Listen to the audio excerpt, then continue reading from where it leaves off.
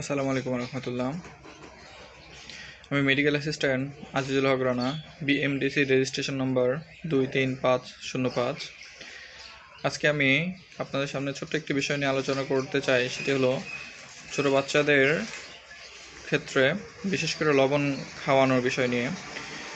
6 মাস বয়স পার হওয়ার পরই অনেক বাবা মা তার বাচ্চাকে ভাত খাওয়ায়। সেক্ষেত্রে ভাতের সাথে হালকা একটু লবণ দিয়ে ভাতের সাথে মাখিয়ে নিয়ে সে বাচ্চাকে ভাত খাওয়ানো হয়। তারা মনে করে যে বাচ্চা এই লবণটা দিয়ে খেলে বাচ্চা মুখে স্বাদ পাবে, ভালো মতন খাবে। কিন্তু তারা তো জানে না যে বাচ্চাদের কিডনিটা পরিপূর্ণ হতে 9 মাসের মতন সময় লাগে। 9 মাসের আগ পর্যন্ত বাচ্চাদের কিডনি সঠিক মতন হয় না।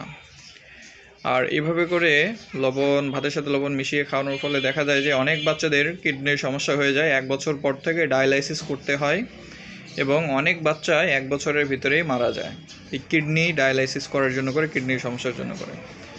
তাই আমরা সবাই চেষ্টা করব ছোটো বাচ্চাদের এইভাবে ভাতের সাথে লবণ মিশিয়ে না খাওয়ানোর জন্য। আপনাদের সবাইকে অসংখ্য ধন্যবাদ। আসসালামু আলাইকুম রহমতুল্লাহ।